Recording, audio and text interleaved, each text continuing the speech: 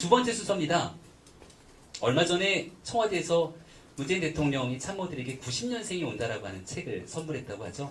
그만큼 우리 세상에서 90년대생이 가지고 있는 그 무궁무진한 가능성, 그리고 그들의 마음들을 이해하지 못하는 정치가 참으로 어렵다라는 얘기들을 많이 하고 있습니다. 여기 말 그대로 다 90년대생이 자리를 하고 있는데요. 이들에게 90년대생이 보고 있는 여의도 정치에 대해서 5가지 키워드를 꼽아봤습니다. 그리고 현재의 여의도 정치를 한번 진단해보고 90년대생이 보는 여의도 정치는 어떻게 바꿨으면 좋겠을까 라고 하는 테마를 잡아봤는데요. 혹시 키워드 준비됐나요? 5가지 키워드를 가져왔는데 누가 뭐래도 2019년을 관통하면서 90년생에게 제일 첫 번째 키워드는 공정이 아닐까 싶습니다. 이민국 씨가 꼽았던 공정, 90년생이 바라보는 여의도 정치 공정하지 못하다라고 보시는 건가요? 저는 사실 그 청년들에게는 국회가 가장 공정과는 거리가 먼 곳이 아닐까 그렇게 생각을 하고 있습니다. 아시다시피 물론 다 아실 거라고 생각을 하지만 청년 세대는 기성세대에 비해서 공정이라는 단어에 굉장히 민감합니다. 그런데 이제 불행하게도 이 청년들이 이 대한민국의 공정성에 대해서 굉장히 많은 의구심을 현재 가지고 있다고 생각을 합니다.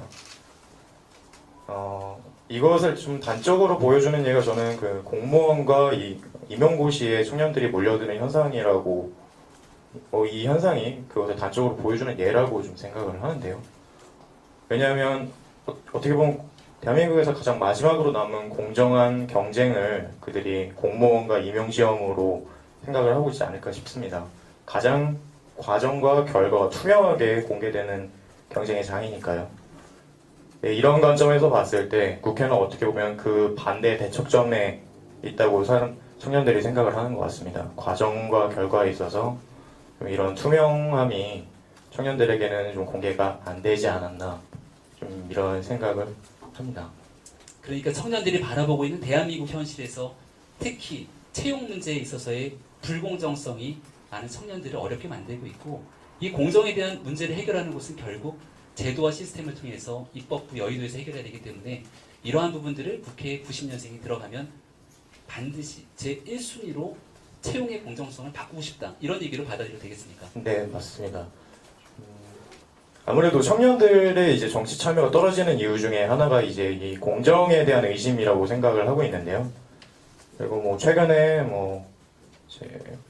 선거구 대물림이라든지 이런 사건들이 청년들이 가지고 있는 이 국회 여의도의 공정성에 대한 의심을 확신으로 바꿔주기도 했었죠.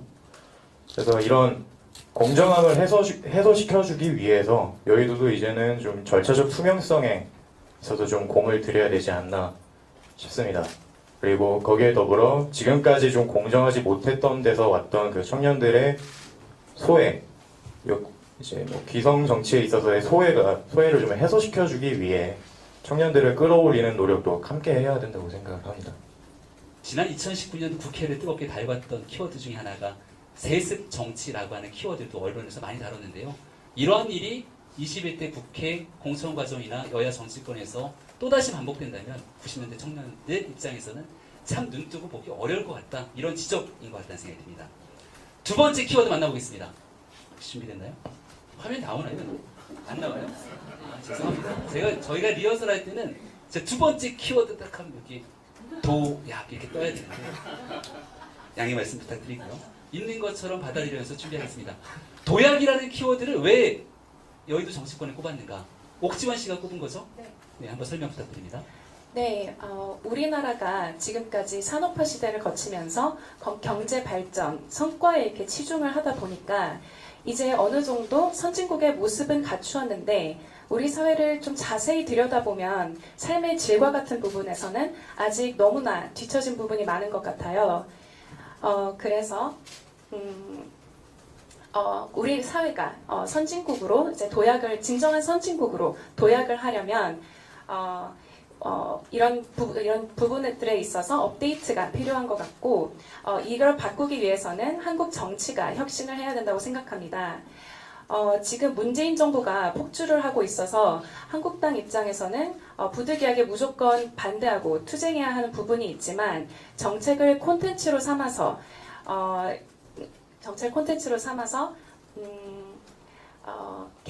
국민의 삶을 구체적으로 어떻게 바꿔주겠다라고 하는 그런 구체적인 모습들이 충분히 병행되고 있지 않아서 국민들이 보시기에는 반대하는 걸로만 비춰지는 것 같아요.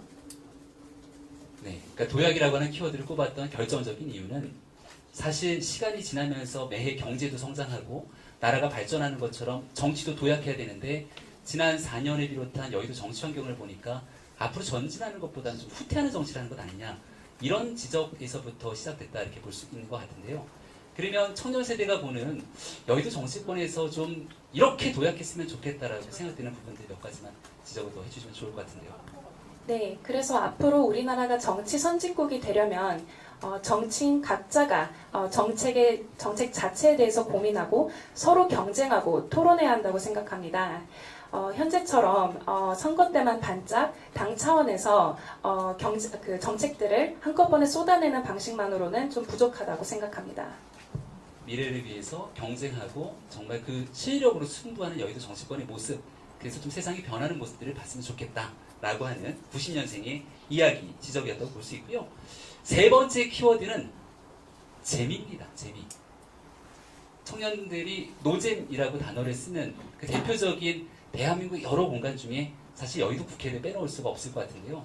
이 재미가 정말 중요한 게 즐겁고 재미있어야 많은 5천만 국민들이 함께 참여할 텐데 점점 정치권에서 국민들이 멀어지는 것은 아닌가에 대한 우려를 하게 됩니다.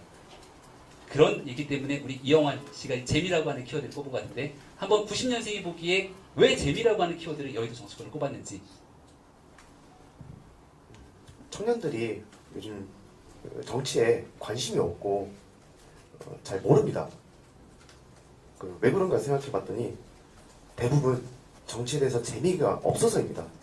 정치가 게임보다 만화보다 카톡보다 재미가 없습니다. 왜냐하면 정치 기사나 뉴스를 봐도 이해하기 힘들고 흥미를 갖지 않기 때문입니다.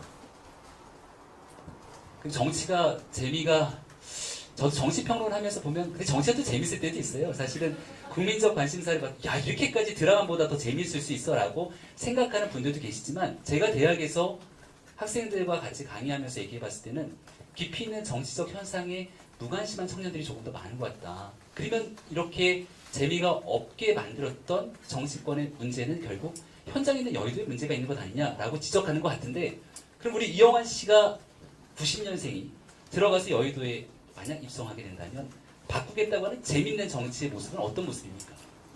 물론 정치가 재미있을 수는 없습니다. 그러나 청년이 정치에 무관심해서는 안 됩니다. 청년이 정치에 무관심하는 순간 우리나라의 미래 또한 없어지게 된다고 보면 됩니다.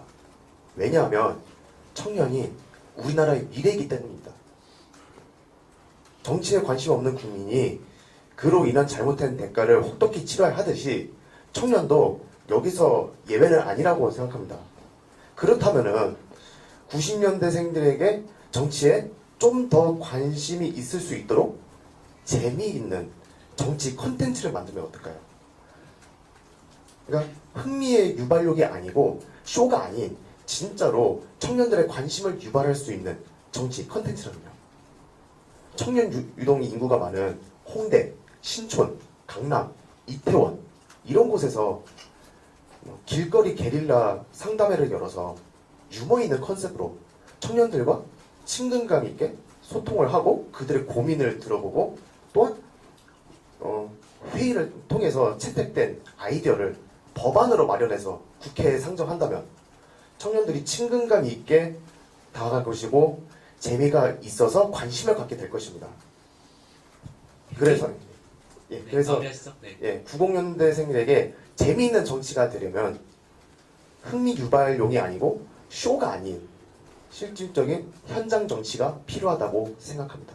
우리 이영환 씨가 사실 굉장히 중요한 지적을 해준 겁니다. 그러니까 다 만들어놨으니까 자 이렇게 당신들을 위한 정치를 우리가 하고 있어라는 게 아니라 재미, 흥미라고 하는 건 스스로의 관심을 바탕으로 참여할 수 있도록 그 공간을 열어달라는 건데 여기에 대해서 청와대 청원 게시판 등을 통한 여러 가지 참여의 수단이 있습니다만 이러한 참여를 떠나서 정말 청년들이 자신의 관심사를 가지고 입법할 수 있는 여러 가지 공간들을 열어두고 지속적으로 활성화할 수 있다면 90년생이 즐겁게 흥미있게 참여할 수 있을 거다라고 하는 지적이고 의견 제시인 것 같습니다. 마지막 키워드는 죄송합니다. 네 번째 키워드군요. 네 번째 키워드는 소신입니다. 소신. 우리가 여의도 정치권에서 좀 소신 있는 정치인, 소신 있게 국민들을 바라보는 정치 이런 얘기들이 꽤 화두가 되고 있는 것 같은데요. 청년농부 최현석 씨가 꼽은 키워드가 바로 소신입니다. 네, 요새 여기 많이들 바쁘신 것 같습니다. 매번 선거철만 되면은 정말 많이 바쁘죠. 또 이전에 우리 지역 구민들 혹은 국민들이랑 약속했던 것들을 또 우리가 다시 한번 재검증 받는 게 또 선거 아니겠습니까? 근데 이렇게 보면은 매번 선거철마다 기존의 기성 정치인들이 본인들이 국민들과 한 약속 혹은 지역 구민들과 한 약속은 잊어버린 채 정당의 노선 혹은 정권의 노선을 따라 본인들의 소신을 굽히고 혹은 버리고 그렇게 예스맨으로 전락하는 모습이 저희 90년생 혹은 저희보다 더 어린 그 친구들이 느끼는 여의도 현실 정치의 모습입니다. 네.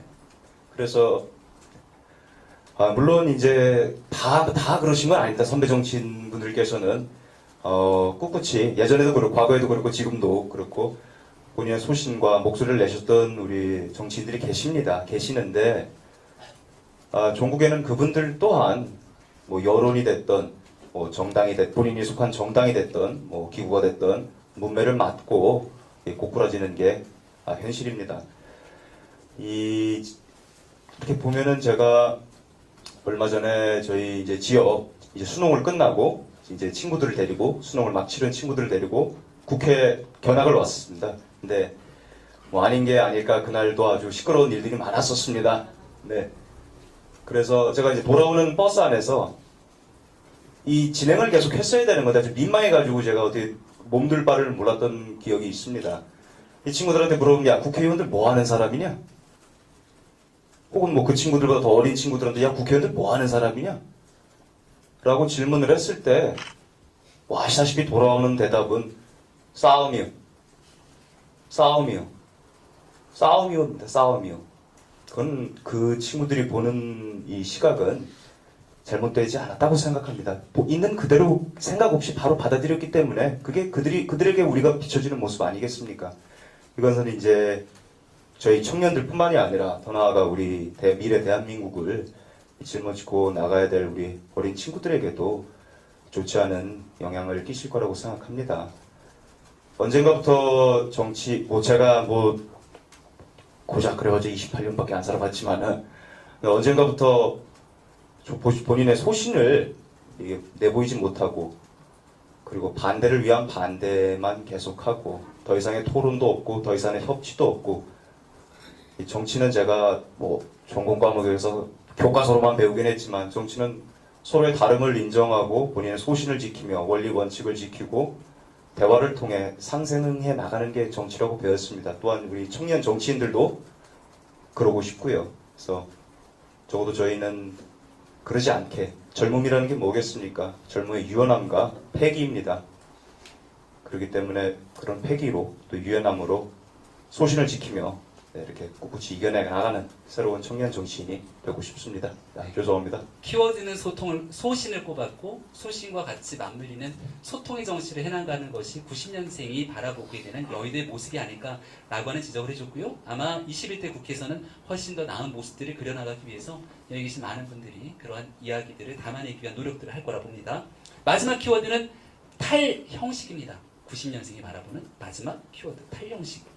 강희정 씨가 선택한 탈형식의 의미 그리고 90년생이 가게 됐을 경우 이런 탈형식을 좀 어떻게 바꿨으면 좋을지에 대한 이야기를 짧고 간단하게 해주시면 너무 감사하겠습니다.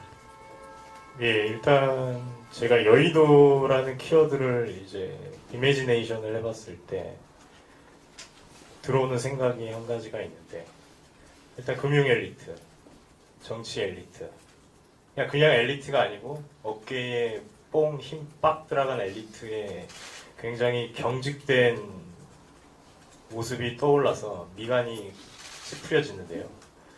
요즘 굉장히 인더스트리트나 정치 차원에서도 혁신을 강조하잖아요.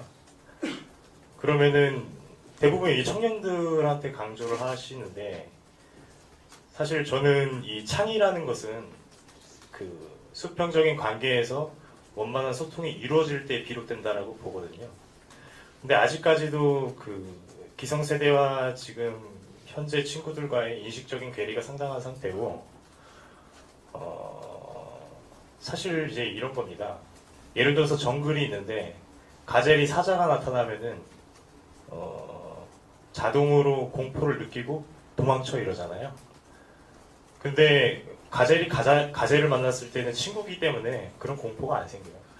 근데 그 권력 상위 계층에 계신 분들이 정서적으로 프레셔를 가하게 되면은 이 번영계 그 편도체에 마비가 오잖아요.